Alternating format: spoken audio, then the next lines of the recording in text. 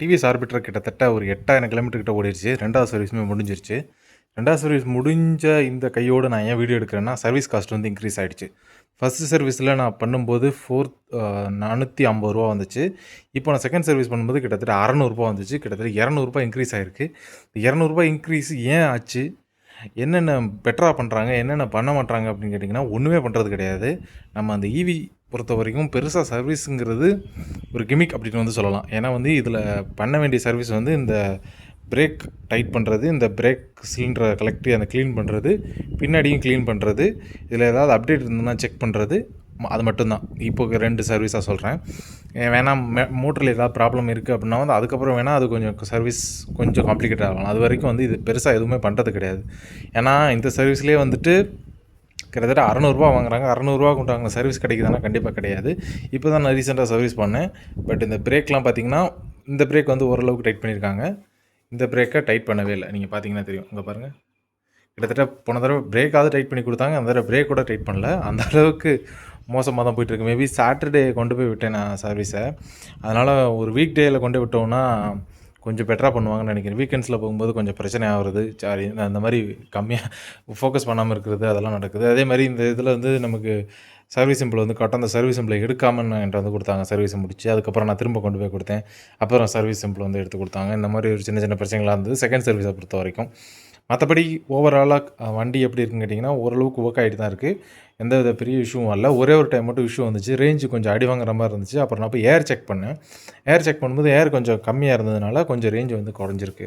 உங்கள் டிவிஎஸ் ஆர்பிட்டர்லேயே நார்மலாக electric vehicle எதாக இருந்தாலும் சரி, உங்களுக்கு ரேஞ்ச் கம்மியாகுதுன்னா மேக்ஸிமம் அதோட ஏர் கம்மியாக இருக்கும். அப்படி இல்லைனா ஏதோ ஒன்று வீல் ஸ்பின்னிங்கை வந்து கொஞ்சம் ஸ்லோ டவுன் பண்ணிச்சுன்னா கூட அந்த ரேஞ்ச் வந்து அடி வாங்கும். அதனால தான் அவங்க வந்து என்ன பண்ணுவாங்கன்னா, இந்த ஏரியாவையும் பின்னாடி இருக்க ஏரியாவையும் ஓரளவுக்கு க்ளீன் பண்ணுவாங்க. ஆனால் பின்னாடி க்ளீன் பண்ண மாதிரி தெரியல.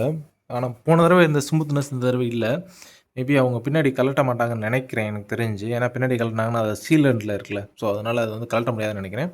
முன்னாடி மட்டும் கழட்டி க்ளீன் பண்ணுவாங்கன்னு நினைக்கிறேன் எனக்கு தெரிஞ்சு. வேறு எதுவும் பெருசாக பண்ணுற மாதிரி எனக்கு தெரியல. வாட்டர் வாஷு அது வந்து நார்மலாக பண்ணுறது தான். ஒரே ஒரு டைம் மட்டும் எனக்கு ஒரு பிரச்சனை வந்துச்சு. அதை நான் இந்த வீடியோவில் அப்டேட் பண்ணுறேன்.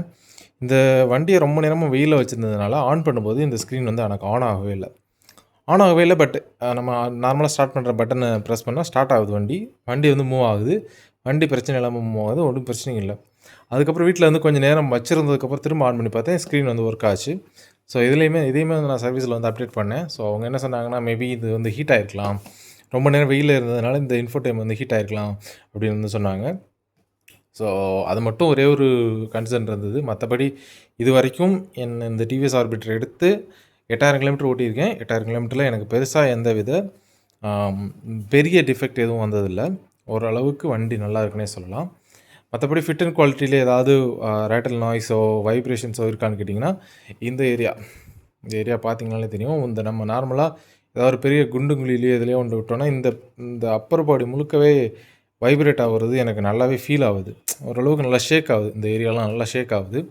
ஸோ நார்மலாக ஸ்டார்டிங்லேருந்தே அது இருக்குது. பட் இப்போ வந்து தெரியல, இப்போ கொஞ்சம் அதிகமான மாதிரி எனக்கு ஃபீல் ஆகுது. இந்த ஃப்ரண்ட்டு மேபி இது முன்னாடி வந்து 14 இன்ச் கொடுத்துருக்கனால அது இருக்கலாம்னு நினைக்கிறேன். ஏன்னா டிஃப்ரெண்ட் சைஸான வீல் கொடுத்துருக்காங்கல்ல, ஸோ அதுவுமே ஒரு பிரச்சனையாக இருக்கலாம்னு நினைக்கிறேன்.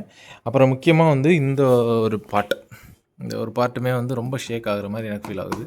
மற்றபடி இந்த ஏரியாலாம் ஒரு பிரச்சனையும் இல்லை. இந்த பார்ட் வந்து ரொம்ப ஷேக் ஆகுது. ஸோ அதுவுமே வந்து கொஞ்சம் இனி ஓட எப்படி ஓடுது அப்படிங்கிற மாதிரி செக் பண்ணால் தான் தெரியும். நிறைய பேர் கேட்டிருந்தீங்க டிவிஎஸ் கனெக்ட் ஆப்பை எப்படி கனெக்ட் பண்ணுறது. அது ஒன்றும் பெரிய விஷயம் இல்லை. நம்ம ஃபோனை வந்து வண்டிக்கிட்ட கொண்டு வந்துட்டு வண்டி ஆன் பண்ணிவிட்டு நம்ம அதில் ப்ளூடூத் ஆன் பண்ணிட்டு ப்ளூடூத்தில் வந்து எல்லா ஆக்சஸையும் வந்து கிராண்ட் பண்ணிடுங்க. செட்டிங்ஸில் போய் அந்த டிவிஎஸ் கனெக்ட் ஆப்லேயே வந்துட்டு நமக்கு ஒரு இது இருக்கும். அதை ஆப் இன்ஃபோவில் போய்ட்டு நமக்கு இதோட ஃபுல் லொக்கேஷன்லேருந்து எல்லாத்தையுமே எனேபிள் பண்ணிட்டீங்க, ஃபுல் பர்மிஷன் கொடுத்துட்டீங்க அப்படின்னா வந்து இது ஆட்டோமேட்டிக்காக வந்து கனெக்ட் ஆகிடும். கனெக்ட் ஆனதுக்கப்புறம் நியூ டிவைஸ் கனெக்ட் கொடுத்தீங்கன்னா டிவைஸ் கனெக்ட் ஆகிடும். கனெக்ட் ஆனதுக்கப்புறம் நம்ம வந்து இதில் வந்து நம்ம மேப்ஸ் பார்த்துக்கிறதோ அதை வந்து பண்ணிக்கலாம். பட் மேப்ஸ் வந்து அந்தளவுக்கு அக்யூரஸியாக இருக்கான்னு கேட்டிங்கன்னா எனக்கு தெரிஞ்சில்ல. ஒரு நல்ல நெட்வொர்க் கனெக்ஷன் இருக்குன்னா நல்ல அக்யூரஸியாக இருக்கும். நெட்வொர்க் கனெக்ஷன் சரியாக இல்லைன்னா எனக்கு தெரிஞ்சு அந்தளவுக்கு அக்யூரஸியாக இல்லை. நம்ம கூகுள் மேப்பே பெட்டராக தான் இருக்கும். ஸோ இதை பொறுத்த வரைக்கும் அவ்வளோதான். இதான் என்னோடய செகண்ட் சர்வீஸ் எக்ஸ்பீரியன்ஸ். நீங்கள் யாராவது டிவிஎஸ் ஆர்பிட்டர் வச்சுருந்து ஏதாவது உங்களுக்கு பிரச்சனை இருக்குது அப்படின்னா வந்து கண்டிப்பாக அதை வந்து கமெண்ட்ஸில் சொல்லுங்கள். ஏன்னா நிறைய பேர் வந்து ஆன் ரோடு எவ்வளோ வரும்னு கேட்குறீங்க. இப்போ கொஞ்சம் ப்ரைஸ் இன்க்ரீஸ் ஆயிருக்கா டிக்ரீஸ் ஆயிருக்கான்னு தெரியல. எல்லாருமே வந்து ஆன்லைனில் செக் பண்ணுங்கள். டிவிஎஸ் இதில் 5000 போர்ட்டலில் டிவிஎஸ் போர்ட்டலில் 5000 அட்வான்ஸ் பே பண்ணிங்க 5000 அட்வான்ஸ் பே பண்ணிங்கன்னா உங்களுக்கு அதிலே காட்டிடும் எவ்வளோ ஆன் ரோட் ப்ரைஸ்னு. அந்த ஆன் ரோட் ப்ரைஸ்க்கு மேலே எவ்வளோ சொன்னாலும் அதை வந்து பே பண்ணாதீங்க. ஆக்சசரிக்கு மட்டும் தனியாக பே பண்ணிங்கன்னா உங்களுக்கு கொஞ்சம் பெட்டரான வேல்யூ கிடைக்கும்.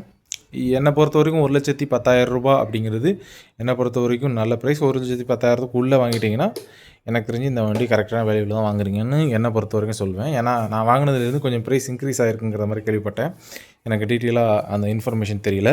மற்றபடி நிறைய பேர் ரேஞ்ச் கேட்குறீங்க. இந்த வண்டியோட ரேஞ்ச் வந்து ரேஞ்ச் வந்து இன்னும் வரைக்கும் 110 கிலோமீட்டருக்கு கம்மியாக ரேஞ்ச் குறையலை. மேபி இன்னும் ஒரு 10,000-15,000 கிலோமீட்டர் ஓடுனதுக்கப்புறம் மேபி கம்மியாகுமா என்னங்கிறது தெரியல. இன்ன வரைக்கும் ஒரு 110 கிலோமீட்டருங்கிறது நார்மலாக போயிட்டே தான் இருக்குது. அதாவது ஈக்கோ மோடில், அதாவது ஸ்போர்ட்ஸ் மோட் போட்டு போனோம்னா ஒரு 90 கிலோமீட்டர் வந்து நம்மளால் எடுக்க முடியும். ஸ்போர்ட்ஸ் மோட்லேயும் நம்ம 60லேயே போக முடியாது. மேபி ஒரு 50, 55 அந்த மாதிரி போனோம்னா பெட்டராக இருக்கும். ஸ்போர்ட்ஸ் மோட் கிடையாது, சிட்டி மோட் அப்படின்னு சொல்கிறேன். மற்றபடி எல்லாமே பட்டன் குவாலிட்டி எல்லாமே வந்து பர்ஃபெக்டாக இருக்குது. ஸோ இந்த டிவிஎஸ் ஆர்பிட்டரில் உங்களுக்கு வேறு ஏதாவது டீட்டெயில்ஸ் வேணும்னா கண்டிப்பாக கமெண்ட் சொல்லுங்கள். அதையும் நான் வந்து அப்டேட் பண்ணுறேன். அடுத்த வீடியோவில் பார்ப்போம். பாய்.